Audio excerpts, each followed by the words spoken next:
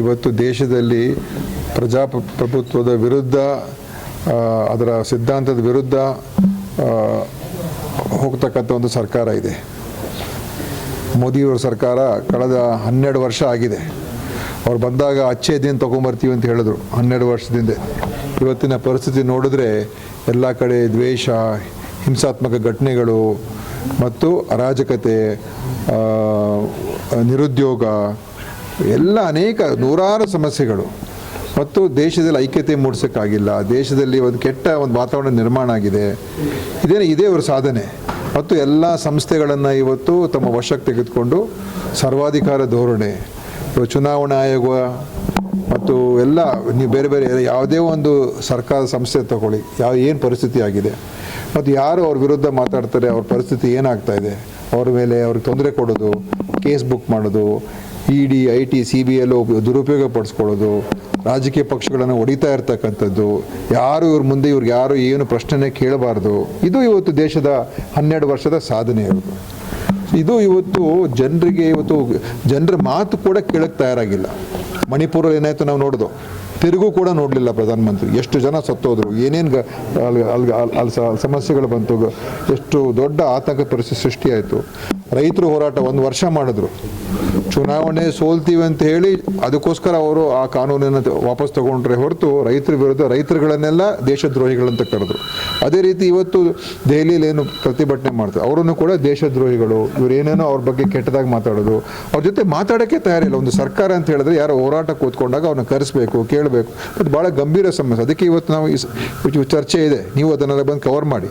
ಅದರಿಂದ ಇವತ್ತು ಈ ಸರ್ಕಾರ ವಿರೋಧ ಪಕ್ಷದ ನಾಯಕರನ್ನು ಒಂದು ಬಹಳ ಶಾಂತಿಯುತವಾದಂಥ ಪ್ರತಿಭಟನೆ ಮಾಡ್ತಾ ಸಂದರ್ಭದಲ್ಲಿ ಅವರು ನಿನ್ನೆ ಯಾವ ರೀತಿ ನಡ್ಕೊಂಡಿದ್ದಾರೆ ರಾಹುಲ್ ಗಾಂಧಿಯವ್ರ ಜೊತೆ ಮತ್ತು ಬೇರೆ ಅನೇಕ ವಿರೋಧ ಪಕ್ಷದ ನಾಯಕರುಗಳ ಜೊತೆ, ಅತ್ಯಂತ ಕ್ರೂರವಾದಂಥ ರೀತಿಯಾಗಿ, ಅಮಾನವೀಯವಾದಂಥ ರೀತಿಯಾಗಿ ಒಂದು ಅಸಹನೆ ಅವ್ರಿಗೆ, ಬೇರೆ ಯಾರು ಕಂಡ್ರು ಕೂಡ ಅವರು ನಮ್ಮ ಮುಂದೆ ನಿಲ್ಲಬಾರ್ದು, ನಮ್ಮ ಕೇಳಬಾರ್ದು, ಇವರು ನಮ್ಮ ಪ್ರಶ್ನೆ ಮಾಡೋರು ಯಾರು ಅಂತ ಇವತ್ತು ಆ ಒಂದು ದರ್ಪ ಮತ್ತು ಅಹಂಕಾರ ಬಂದ್ಬಿಟ್ಟಿದೆ.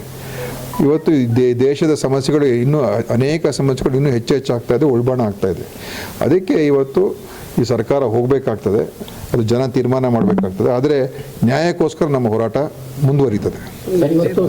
ಇದೇ ಇವರು ಈಗೇನಾಗೋಗಿದೆ, ಮಾಧ್ಯಮ ಅವ್ರ ಕಂಟ್ರೋಲ್ ಹೊಟ್ಟೋಗಿದೆ.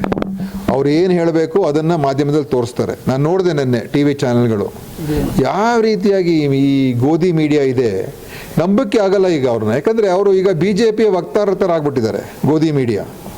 ಹಿಂಗೆ ನಂಬೋದು ಅವ್ರನ್ನ?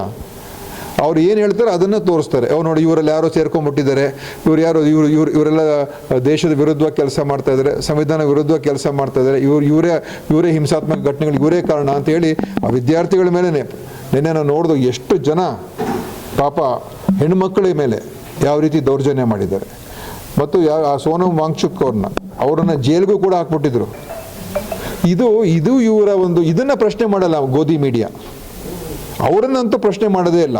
ಅವ್ರ ವಿರುದ್ಧ ಯಾರು ನಿಂತ್ಕೊಳ್ತಾರೆ ಅವ್ರನ್ನ ಪ್ರಶ್ನೆ ಮಾಡೋದು. ಯಾಕೆ ನೀವು ಹೋರಾಟ ಮಾಡ್ತಾರೆ, ನಿಮ್ಮ ಹಿನ್ನೆಲೆ ಏನು, ನೀವು ಯಾರು? ಇದು ರಿವರ್ಸ್ ಆಗಿಬಿಟ್ಟಿದೆ. ಇವತ್ತು ಮೀಡಿಯಾ ಹಿಂದೆ ಎಲ್ಲ ಸರ್ಕಾರಗಳನ್ನು ಒಂದು ಎಚ್ಚರಿಕೆಯ ದೃಷ್ಟಿಯಿಂದ ನೋಡ್ತಕ್ಕಂಥದ್ದನ್ನು ಮಾಡ್ತಾಯಿದ್ರು. ಇವತ್ತು ಗೋಧಿ ಮೀಡಿಯಾ ಏನಾಗೋಗಿದೆ ಅಂತ ಹೇಳಿದ್ರೆ ಸರ್ಕಾರ ಏನು ಅನುಕೂಲ ಅದನ್ನು ಮಾಡೋಕೆ ಹೊರಟುಬಿಟ್ಟಿದೆ. ಇದು ದೇಶದ ದುರ್ದೈವ ನೋಡಪ್ಪ. ಇದು ಪಕ್ಷಾತೀತ. ಇದು ಆ ಹುಡುಗರು ಅದರಲ್ಲೇನು ಪಕ್ಷ ಇಲ್ಲ. ಕಾಕ್ರೋಚ್ ಜನತಾ ಪಕ್ಷ ಅಂತ ಮಾಡಿದ್ದಾರೆ. ಅದು ನೋಡಿ, ನನಗೆ ಗೊತ್ತಿಲ್ಲ ಅವೆಲ್ಲ ಪೊಲೀಸ್ ಅವ್ರ ಜೊತೆ ಯಾರಿದ್ರು ಅದೆಲ್ಲ ಮುಂದೆ ಅದು ನನಗೆ ಪೂರ್ತಿ ಮಾಹಿತಿ. ಆದರೆ ಅವರ ವರ್ತನೆ, ಸರ್ಕಾರದ ವರ್ತನೆ ಇಲ್ಲ ನನಗೆ ನೋಡಿ, ಅದ್ರ ಬಗ್ಗೆ ನಾನೇನು ಮಾತಾಡೋಕೆ ಹೋಗೋಲ್ಲ. ಅದು ಅಲ್ಲಿ ತೀರ್ಮಾನ ಮಾಡ್ತಾರೆ. ಅದು ಏನು ಯಾವ ಥರ ತೀರ್ಮಾನ ಮಾಡಬೇಕು ವರಿಷ್ಠರು ಕೂತ್ಕೊಂಡು ಮಾಡ್ತಾರೆ. ನಾನು ಅದ್ರ ಬಗ್ಗೆ ಏನು ಹೇಳೋಕೆ ಹೋಗಲ್ಲ. ಕೊಡ್ಬೋದು, ಯಾರು ಬೇಕಾದರೂ ಕೊಡ್ಬೋದು. ಯಾರಿಗೆ ಅವಕಾಶಗಳು ಸಿಗೋದಿಲ್ಲ ಹೇಳೋಕ್ಕಾಗಲ್ಲ. ಎಲ್ರಿಗೂ ಸಿಗೋದಕ್ಕೆ ಸಾಧ್ಯ ಇಲ್ಲ. ಅದಕ್ಕೋಸ್ಕರ ನೋಡಿ, ಹೊಸಬ್ರಿಗೂ ಕೂಡ ಕೊಡಬೇಕು, ಹಳಬರು ಕೂಡ ಇರಬೇಕು.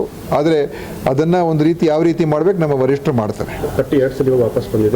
2 ಸಲ ಏನು ಹೋಗಿ ವಾಪಸ್ ಬಂದಿಲ್ಲ. ನಿನ್ನೆ ನೀವೇ ನೋಡಿದ್ದೀರಪ್ಪ ಏನೇನಾಯಿತು ಅಂತ. ಅದಕ್ಕೆ ಅವ್ರ ಸಮಯ ಸಿಗಲಿಲ್ಲ. ಇವತ್ತು ಕೂಡ ಪಾರ್ಲಿಮೆಂಟ್ ನಡೀತಾ ಇದೆ, ಪಾರ್ಲಿಮೆಂಟ್ಗೆ ಹೋಗಬೇಕಾಗತ್ತೆ. ಇನ್ನೇನೇನು ಬೆಳವಣಿಗೆಗಳಾಗುತ್ತೋ ಗೊತ್ತಿಲ್ಲ. ಅದಕ್ಕೋಸ್ಕರ ಇವತ್ತು ರಾಜಕೀಯದ ಬೆಳವಣಿಗೆಗಳು ಅನಿರೀಕ್ಷಿತವಾಗಿ ಬೇರೆ ಬೇರೆ ರೀತಿ ಆಗಿದೆ. ಅದಕ್ಕೋಸ್ಕರ ಅದನ್ನ ನೋಡ್ಕೊಂಡು ಮತ್ತೆ ತೀರ್ಮಾನ ಮಾಡ್ತಾರೆ.